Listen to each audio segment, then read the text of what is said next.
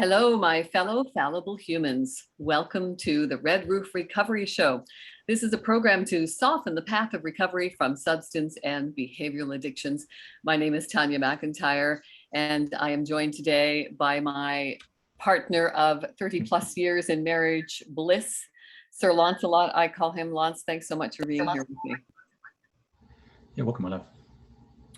So we're in different parts of the house now doing this on Zoom. Are we okay for sound? Because you have such a low vocal tone compared to my blustering voice. So I'm going to try to not make much work for the sound engineers at 98.5 CKWR. Rob must get this show and roll his eyes saying, oh no, I got to try to balance the sound of their voices. So thanks very much to the community radio station in Kitchener, Ontario, for continuing to support and encourage this passion of mine talking about recovery. I came out of the proverbial closet of my drug and alcohol addictions not until about 2018, when I found something called SMART, Self-Management and Recovery Training, because I had been a 12-stepper for 8-9 years prior to that, chronically relapsing. And I needed to find an alternative. A lot of my peers weren't returning from their relapses in 12-step programs. And I knew it was going to just be a matter of time before I didn't return from one of mine. So when I did go in search of something in 2018, there wasn't a lot available as secular evidence-based programs of recovery.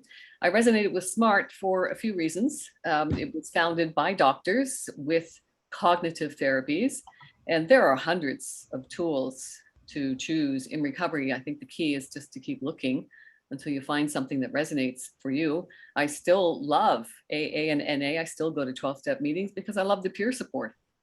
And there are more of those meetings available. And the key, again, is to find a meeting that resonates with you. I love the slogans from 12-step programs: take what you need, leave the rest. And that's exactly what I've done, because it's an excellent personal development program. I love going through a 4th and 5th step every year with my sponsor. It helps me keep my audio and my video synchronized, very important, that accountability factor. So today, again, Lancelot, you are helping me not go down the rabbit holes as I tend to do on different topics. What we want to talk about right now is models of recovery and which ones are most effective. Yeah. So first of all, tell us why you came up with the 1-week model. Well, I'm glad you asked. It's a very unusual concept, as you've been told many times. It is. And when I first came up with the concept of 1 week, so first of all, let me just preface this a little bit by saying Red Roof Recovery creates a lot of online programs, but also the specialty for me is to sit one-on-one with somebody who moves in with us for the week. They have their own private space in a self-contained apartment, but we are also residents of the same house. So it's a sober environment. It's an accountability process whereby we are immersed in cognitive therapies. We have the ability to pivot when something doesn't work. So we use not only SMART recovery, but also the curriculum of the man who changed my life, Dr. David Burns. He's for me, the father of cognitive behavior therapy. He was also the student of Albert Ellis, considered the founder of cognitive therapies. And David took it a step further with something called team therapy, where we actually test at the end of every day to make sure that the client is getting what they need. And if you're not, then we can pivot. This is a customized, personalized program. And I think that is key. So when we moved from the Waterloo region to the beautiful town of Goderich, Ontario, I needed to create a business plan because I was unable to go back to the line of work that I was doing. And I thought, I want to make this my vocation now, because this is my passion and it's an integral part of my own recovery journey now too. So I started to apply for funding to launch a small business. And that's a full-time job in itself, looking for different avenues to even create funding sources when you don't have a lot of assets to begin with. And there was something in Huron County called the Starter Plus grant that was available. It was a $5,000 grant, and it helped me create a business plan around my idea. So I had the idea, and I was encouraged to ask, who is your ideal client? And when I thought more about this, I thought, well, I am my ideal client because I managed my addictions for more than 20 years. I held, pretty successful profession in that time. I was one of those people that 12 steppers would call a high bottom addict, an alcoholic. Smart, thankfully, doesn't label people. I am not my addictions. I'm a person challenged with alcohol use disorder and substance use disorder. And I've learned to be accountable for my choices and responsible for the decisions I'm making now through cognitive therapies. And I've just gone down another rabbit hole. Let me try to find my way back up from this one now. And where were we? So you were trying to explain why you came up with a 1 week. Thank you. Thank you. Seems to be until you got to the point where you're making a business plan. And I presume you veered off when you should have gone straight. Right. So defining my ideal client. So I am my ideal client. I was managing my addictions, maintaining my profession, just barely. And I didn't want to disclose to my employer or anybody else that I was challenged with addictions. So I wanted to go somewhere where I didn't need a 30-day rehab stay. And there was nothing. There was nowhere where I could just take a week or two away from work on holiday and go in to get the help I needed and then go back to work and start my life again. So I thought, everything that I'm learning from people like Dr. David Burns, who I highly recommend you checking out, wonderful resources at feelinggood.com. And his book is one of my favorites, Feeling Good, the New Mood Therapy. This is bibliotherapy. I highly recommend that people read this. 60% of people who just read the book for bibliotherapy can have a wonderful start to any recovery journey or starting your journey to overcome any mental health disorder, including addictions. So David Burns said, that the problem with the medical community that we've created is that we've got very high demand and very little supply. So as a doctor, we're on this 50-minute rotation with patients. And he said, that's not enough time to really create the synergy that's required for healing and recovery. So he said, in my 30 plus years of practice now, probably more like 40 years now, he said, I am convinced, and he said, I've proven, and he said, I've got enough evidence to show now, though, if I spend 2 hours of immersive time knee to knee with somebody, I can help them manage or recover from any mental health disorder, most of them, most that are not requiring a lot of medically assisted treatment. So things like OCD, PTSD, ADHD, mood disorders, personality disorders, things like that. Getting into something like schizophrenia, that's a whole different ball game. And even someone like Tyler with a developmental disorder like Williams syndrome, that's our nephew, Tyler. Cognitively, he's 5 years old in a body that is now 31 years old. And that's going to be his reality for the rest of his life. So for me, I think that's where the 1 week came in. I thought, this can be done in 1 week, knee to knee with me, really getting to the crux of the issue, right? The addiction is just a symptom. Dr. Gabor Mate said, stop asking why the addiction and start asking why the pain, right? I took drugs and alcohol for 2 reasons: to numb pain and achieve pleasure. And I'm convinced the more I learn about addictions, that it's everything to do with this dopamine reward axis.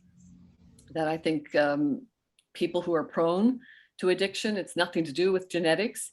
It can have a lot to do with legacy burden, being passed on the pain from our parents and their parents and generation after generation. But I also believe that, I lost the train of thought, sweetheart. Jesus. So the pain reward. And the pain reward, right? So yeah, the reward center is broken. That regulation of dopamine Our brain is a chemical organ running on about 80 different chemicals. So the imbalance of being able to generate healthy dopamine levels, I think people are biologically vulnerable in a way that we might be born with low dopamine levels to begin with. And that makes us biologically vulnerable to addictions, because when we start self-medicating things like depression, anxiety, stress, PTSD, OCD, ADHD, we start self-medicating that, trying to get the dopamine levels up to a point where we're motivated to even go to work every day, to take care of our hygiene and to be in a world that is an achievable oriented world, right? But we're all here on earth to provide and perform. All the world is a stage. Men and women are merely players, as Shakespeare told us. So, without going too far down this spur, should we say, I've always found that a strange way of thinking about it, as someone sitting from the outside looking in. When you say the pain and the pleasure, now, from the outside, to be honest, it looks like a whole lot of pain and very little pleasure. Exactly. It's short term. From where I was sitting, you never really looked that happy when you were drinking. Right. So, when you say it was to increase pleasure and numb pain, I can see the numbing pain bit. I mean, we've all done it. When I lost my father, I started drinking too much and sought some therapy, had a little chat, got everything off my chest and went back to normal. I'm lucky that way. I don't seem to suffer with an addicted personality, if there is such a thing. Or my dopamine levels are good and I just need to vent sometimes. However, when you were drinking, as I say, you didn't seem very happy. No. Well, temporarily I was. It was definitely a short-term benefit for a long-term cost, right? Yeah, absolutely. So, getting back to my ideal client and ideal situation around my addiction, I'm only sharing with people what's worked for me. And okay. So we know that you went into a program that was a 30-day program. Yes, based on 12 steps of AA, Alcoholics Anonymous. So was it the fact that it was based on the 12 steps? It just didn't resonate with you? Was it the fact that it wasn't long enough? It was too short? Why do you think it didn't work for you? Well, I think a couple of things didn't resonate for me. It was a group setting. So there were 5 of us in the place. So thankfully, I didn't have to share my bathroom or bedroom. So I was one of the lucky ones because I came in first. However, there were people who did have to share a room and a bathroom. And for me, that would not have been a good thing. And even in a group setting, I didn't want to be around people. I didn't want to be in a lesson. I didn't want to be going to school every day, going into a room with a book and, feeling like I was back in school. I just didn't resonate with that. Also didn't resonate with the powerlessness. I have a very strong type A personality, I'm told. And to tell me that I'm powerless, even though there was enough evidence in my life to prove that I was very much powerless over my drug and alcohol addictions, I didn't want to be told that. I wanted to be told that I had the power to overcome this. So that was one thing. And the 30 days, did I need 30 days? Who knows? At the time, I always say AA saved my life and Smart Recovery gave me my life back. I needed that escape, I think, from my life for that length of time. Do I claim now that 1 week is going to work for everybody? Absolutely not. That's why the intake questionnaire is in depth. And it's not going to work for a lot of people. You need to be highly motivated. The founder of Smart Recovery, Dr. Joe Gerstein, says there are 3 crucial components for recovery. Number 1, motivation. Number 2, motivation. Number 3, motivation. You have to be motivated, and you can't be doing it for anybody else. You have to be doing it for you. Well, I don't think that's just for addiction recovery. I mean, to be motivated and keep motivated tends to lend itself to success, be it business, physical activity, anything. If you're motivated and if you're motivated, you're going to be a constant user of tools and that to try and achieve your goal. Mm-hmm. So motivation, yeah. So, you know, you went to 30 days. It didn't work for you. It worked for some people. But we seem to have a model now in most of the world that I can see that it used to be a 30-day program, and most of them are being extended now. We have programs 45 and 60 days. Well, because the 30-day program wasn't working. So they thought, we'll extend the time then and make it 60, 90, depending on the severity of the addiction, I guess. And that's under the discretion of the doctor who's making those decisions for the most part. And I think where we have maybe fallen through the cracks is accepting that recovery takes a long time, right? So we adopted this model of recovery based on 30 days in a rehab after having a period of detox for some addictions. You needed a period of detox in an actual hospital setting, and then you could go on to a residential rehab to start laying the foundation for your sustainable recovery. But this all came from where back in the day, when things like AA started to be formulated in the mid-30s, we had a military personnel who were unable to do their job because of addictions. So the military decided that their personnel only had 28 days straight that they could take off. So the people who were afflicted with any kind of addiction challenge were then sent to the hospital during that era for their 28-day vacation. And they were treated for their addiction in the hospital for 28 days. And we have kept that model. And it doesn't work. It simply doesn't work. I try to have these conversations with people all the time in 30-day rehab facilities. And I said, so where are the outcome studies showing that this works? Because I said, I know people that come into these programs 3-4 times a year on the taxpayer's ticket to the tune of like $12,000 per person for a 30-day program it was. And that was like 4 years ago when I was doing my business plan. It's probably doubled now. And there's no accountability. So if you've got the right advocacy working for you going into these programs 3-4 times a year, nobody's saying, how come you're back? Isn't this your like 3rd or 4th time this year? What's going on?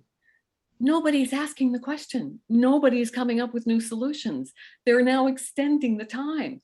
Our government is throwing money at recovery centers now, hoping that something sticks. Nobody's saying, wait a second, this isn't working. We better look at something else. So for me, it's not a great business model, I'm told. So when I did my business plan and everybody, all of the panel judges said, fantastic idea. We encourage that you keep going, but this is not our cup of tea. We're looking for more for brick and mortar retail kind of things. And yours is it's different. It's a little revolutionary and it's high risk. So that's another thing. Once you start talking about recovery with addictions, that social stigma, it's still the most stigmatized condition on the planet, addiction. Mm-hmm. And I don't see it getting better anytime soon. People don't want to touch it. So do you think, because what I understand about most rehab clinics, they're almost like a dorm, a college dorm. Based on an old sanatorium. Hmm. So a hospital setting. Right. So do you think people will go into this, I'll do this 30 days and I'll be cured, whatever that means? Well, I have to say, and my recovery journey has over a decade now. It started in 2009, and it's not a linear journey. It wasn't certainly until the last 4 years for me. So things changed for me. I stopped relapsing when I finally found SMART in 2018. I became a facilitator, And I've managed to sustain my recovery. And that's why I'm so passionate about what I'm doing now, because I am confident, and I have the evidence now that we've been doing it for a while, that 1 week for somebody who's motivated to do the work and make the change and commit to aftercare, you know, you've got to spend at least 10 minutes a day on your program, right? We create the program together. We pivot if something's not working for you. You know, the models of recovery that I use, not only CBT, but REBT, rational emotive behavioral therapy, DBT, dialectical behavioral therapy, no shortage of acronyms that we can pull from the ether recovery, right? ACT is acceptance commitment therapy, MET, motivational enhancement therapy, MBSR, mindfulness-based stress reduction. I've got all the acronyms and we can try all of them. We've got a week together and I am confident it is life transformational. So if I understand what you're saying is in the accepted model, you have a group of people who share space. So there's no time for you to sit alone quietly and reflect, do whatever you need. No, you're sharing a room. Yeah. Now there are some private pay options. Yeah, but you get limited time as well with the facilitator, should we say. Very limited, from my understanding. So basically you're sharing your problems with a group of people, and the solution is for a group of people rather than an individual. Right. And as I understand it, most people who have a problem with an addiction, the addiction may be the same as the addiction as in the substance they're using or the behavior they're going through as someone else. But the way it affects them, the way it interacts with them is different for everyone. Absolutely. Everybody's different. And somebody going into a group meeting who is challenged with anorexia or bulimia is not going to relate to somebody who's there for an opioid addiction or an alcohol addiction. Even though, arguably, I can say with great conviction that an addiction is an addiction is an addiction. It doesn't matter what the addiction is, but to the person with the addiction, it does matter, which is why we've seen 12-step groups splinter into Alcoholics Anonymous, Narcotics Anonymous, Overeaters Anonymous, right? We've got all these different groups to serve these specific people who want to be specific in their addictions. There's nothing wrong with that. We're all different animals. We all have different addictions, and we're all going to have different recovery paths. The key is to find what works for you and to keep doing it. So like Dr. David Burns, one of my favorite guys, he says, not only can I cure most people of addiction and other mental health disorders that don't require a major MAT, medically assisted treatment, 2 hours. And I can help people recover from just about any mental health disorder. And if 10 minutes a day is all it takes for anybody to do an aftercare program to sustain their recovery and health, 10 minutes a day. Who doesn't have 10 minutes a day to invest in themselves? Do you think you can be cured in the way that people think of cure, as in, you go into a hospital for, I don't know, a skin disorder, they do some tests, they give you some creams or give you some antibiotics or a shot, and the rash clears up and you're released because you've been cured. Do you think cure is the right word for addiction? Because you can never drink again. Correct. I can never drink alcohol again. I can are you probably, I have to be very careful, even if I'm prescribed painkillers for anything. I try to avoid that at any cost. And we'd have to turn a FOMO, the fear of missing out, into a JOMO, the joy of moving on. Do we look at cure? And again, language is subjective. It's how it's working for you. How's it making you feel? For me, I don't look at the cure thing. I look at how I want to live my life. I don't think, am I cured? I shouldn't even say that. I used to think I was cured after a year or two in 12-step programs and thought I could have that one glass of wine with dinner, right? Giving me more evidence that it's not going to be part of my wheelhouse. It's not part of my reality. I need to accept that, which is why I like the cognitive therapies of the 3 acceptance pieces, the USA, unconditional self-acceptance, UOA, unconditional other acceptance, that's the biggie, and ULA, unconditional life acceptance. We've got to reach a point of unconditional acceptance around ourselves, others, and life. That took me a while. I think it takes everyone a while to realize that. So I highly recommend people go to smartrecovery.org and look at the website there, and then check out the toolbox section under resources, and then go to YouTube and look for Smart Recovery USA. They have a great YouTube channel, Tips and Tools for Recovery That Works. It's one of my favorite resources. Ted does an excellent job of presenting cognitive therapy. I've been watching these videos on a regular basis for 4 years. What I love about them is that they are short, to go with my short attention span, and they contain a lot of valuable information. They are brilliantly done. So go to the Smart Recovery YouTube channel and sign up for Tips and Tools for Recovery That Works. If you just invest 10 minutes a day on your recovery, you will sustain your recovery from any addiction. Well, as we well know, the problem with most things is keeping motivated. Absolutely. Everyone signs up for the gym in January. Yeah. At the end of January, no one's going because the motivation is lost. So, maintaining motivation. I've got an online course dealing with just that. You can take a look at that as well on our website, redroofrecovery.com.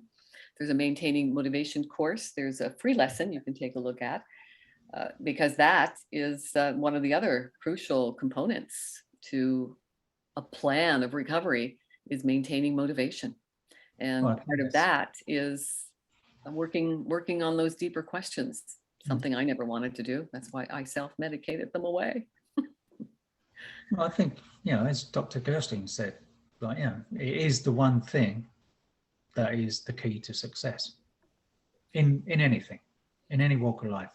Yes, and keep in mind, we have our own internal pharmacy, right? We can generate those dopamine levels, the serotonin levels, the endorphins. We can do that naturally, doing things like exercise, eating good food, meditating, being close to our children and pets, listening to good music, being around nice scents, being out in nature, just going for a walk in nature. We can activate all of these healthy chemicals. We've got an internal feel-good pharmacy. Do you think it's also important to realize that everyone feels bad at some times, and sadness and grief and despair? Learning to sit with that discomfort. Absolutely. Thank you, my darling Lancelot. You are my sunshine. Always good chatting to you. The wind beneath my wings. Thank you all for being here with us, spending 30 minutes of your day with us. You are an integral part of my recovery journey from drug and alcohol addictions. Thank you so much for being here. A little self-promotion. Lance and I are going to the Waterloo region of Ontario at the end of August for the book fair on the 31st of August, 2022 from 5 until 9 p.m. I hope to see you there because I'll have my 2 books, the Philosopher Dad series, Mindful Wisdom from My Philosopher Dad and Daily Wisdom from My Philosopher Dad. It's the legacy I wanted to leave for my father. He was an extraordinary man, bringing up me as a single parent while dealing with his own addictions. And he was my best friend. I miss him every day. So thanks so much for being here. Remember to talk to yourself like you talk to your best friend. And there is great power in knowing that the only thing we can control in our life is ourselves. May the force be with you. And remember, you are the force. Thanks for being here, everybody.